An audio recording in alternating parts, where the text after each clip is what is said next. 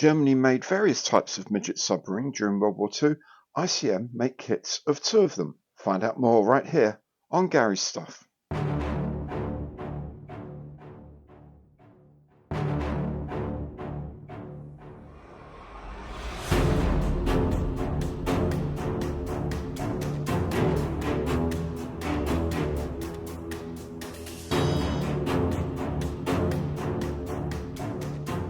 Hi, I'm Gary and today I'm looking at this set of 2 German mini U-boats from 1/72nd scale from ICM.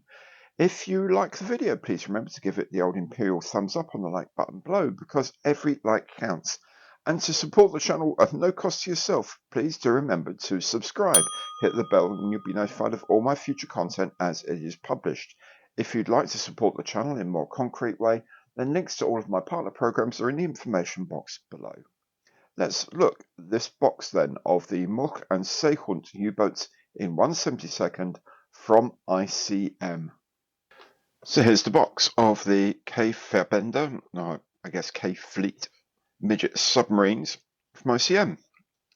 ICM logo here, 1/72nd scale. The product code for this is S020. It's made up of 2 kits that have previously been released.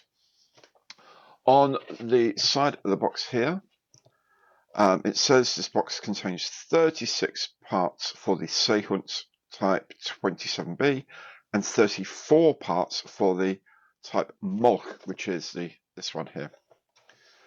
Cement and paint are not included as usual. They do recommend this is for model makers of 14 years or more in age. That is mainly because there's a lot of small parts in here. On this long side, again, the ICM logo, 1/72nd scale, product code S020, and 2 elevation drawings of the 2 types of submarine. This is the Seehund and the Molch type here. At the ends, we have a reprise of the box art in this direction, and then a reprise of the box art and information in this direction in case this product is stacked this way on a shelf. Let's have a look and see what you get inside for your money. As with an awful lot of ICM product, this full colour box lid, a little bit tight, there we go, comes off the top, and then there's a side flap and a top opening lid for the actual box itself. There are 2 separate bags containing parts of the 2 submarines. There's instruction label for the Molch, instruction leaflet for the Molch, instruction leaflet for the Type 27, the Seehund, and each of these has its own set of decals inside, but we'll have a look at all of these in more detail in a moment.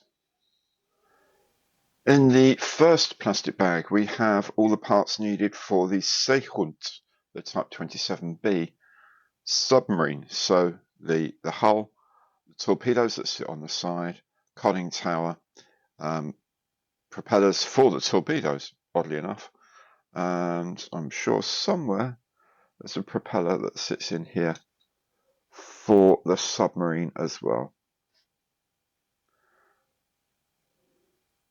By the way, there's also a stand for it if you need it. The other frame that we get is the frame for the Molch, slightly smaller submarine. You can see still armed with 2 torpedoes. There's the running gear here, the dive planes and so on and so forth. Again, a stand for it as well. What you also get with the Molch submarine are some clear parts. So there's some very small viewing sort of porthole glasses and also a choice of dome entry hatch and escape hatch at the top. If we look at the plastic on the Seehund, it's very bold, but I guess these things were just sort of welded and weren't finished terribly much because they just wanted them made quickly and into operation quickly. But the mouldings are, generally speaking, not too bad. There's a hint of a push through here. I would say there's an ejector pin somewhere there, or there's an ejector pin there in fact. Yeah, and there's a sort of like a reaction to the pin here, which just needs to be sanded down a little bit. But it's not the end of the world, it's just a bit annoying. The moulding is a bit flashy in places. It's a bit of flash here and there. Now, I don't know whether this mould is a low pressure or high pressure mould, what the materials used are. I'm guessing this is possibly a low run, low pressure mould, which means that the materials are likely to be either as soft as steel or maybe even aluminium. I don't know. But you can see there's flash all around these parts here. That tends to indicate, because this can't be that heavily used. I don't believe there's that many people want to make models of a Seehunt U-boat. But if we have a look at, see the propeller here for the torpedo propellers here are very, very messy. I mean, they're going to clean up okay. It's not that you can't pick them up and get some detail in them and some tidiness in them, but it's going to be a bit of a pain to do that, frankly. Not the nicest of moulding I've seen from ICM. Look here, you can see plenty of flash around there. But, not impossible to, the main parts of the moulding are okay. It'll just need a bit of tidying up.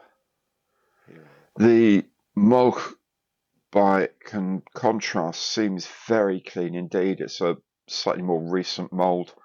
I don't know if it's the same technology, just not used as much. But really, most of this is very, very clean indeed. You can see there where the viewing portholes are. It's very clean. No problem at all on these side parts. Everything looks nice. Look, that edge there is very clean. Again, no flash that I can see on these parts. I presume, the steering wheel there. Again, completely clean. No issues with this at all. So I think this is probably a later moulding, maybe a different plastic, maybe even a different technology. Maybe they've gone to the high pressure injection for this one, or it's a more recent mold and it's a lot cleaner. I don't know which it is, but certainly the result is that this is a much, much tidier print, much tidier mold, I should say, than the previous one. The decals for the Seehunt, the Type 27B, look very smart actually. They look very crisp. The black really helps lift these flags in particular. You see with these flags on the side, you'll note there's no swastika on them. I guess if you really, really want to find them, you can get them in a small scale aircraft kit, maybe sort of 144th set of decals, or even smaller maybe. But the rest of them look very nice. We'll have a closer look in a little while, but they look pretty sharp to me and pretty well registered. Yes, you can see here the reds are very, very, just like an absolute atom out of register, really. Very, very close to the register. This is our famous standard 0.5 millimeter pencil there, and you can see it's probably like, I don't know, a 20th of a millimeter out of register or something stupid like that. You're not going to notice that on the actual kit. Again, no swastikas in the middle, but the iron cross with the white border looks absolutely crisp and lovely, which is kind of interesting. The white print here, again, for scale, these are about 0.6 tall. These have printed really well. For white doesn't tend to print sharply all that much. Black is by far the sharpest colour to print, be it in 4-colour or screen print. I suspect these are screened. White doesn't tend to get quite as crisp because it hasn't got quite the visual contrast, which always helps apparent sharpness anyway. But these look absolutely beautifully printed, really clean, really sharp. They will look lovely. For the mulk, the decals are basically white with a little bit of red here and there. So the registration again looks very good. The white looks very crisp, but we'll double check with a closer look. Yep, again, as you can see, the 0.5mm pencil lead here, this sort of Germanic, sort of Gothic type script has come out beautifully. I'm not sure what that says. I think if that were darker and more even background paper, you might even be able to read that. That's excellent. They do include swastikas in this kit, but in halves. So you're going to have to take those off and sort of get them together if you want to use them. But generally, the red and the white is pretty well in agreement. What they've done here is they've put the white down first, then overprinted the red, so you can just see a hint of the blue of the paper coming through. I'm guessing when this goes on the kit, you won't notice that. And again, these red and white markings here, the red is, as near as makes no odds at this scale, dead center, very well registered. So a very nice job of printing these. And here's the instruction leaflet for the Seehund. This is very much an older type of ICM, much more basic production, black and red basically print. So here we have the information here in English, but it's not that old because this is Ukrainian, not Russian. So this is in English and Ukrainian. A long time ago, this would have been in Russian as well. The frame map, there was only that one part of the frame. These parts aren't used for this particular model. There's another version of the Seehund as well, the later version of Seehund, which you can get. And inside are the instructions, which are fairly straightforward, I have to say. But then it's a 1/72 scale kit of a midget submarine, so it's not going to be too crazy difficult, I would have thought. And as you can see here, it has its own little stand to put it on. On the back are the colour callouts of various parts. All of these are in ICM's own paints.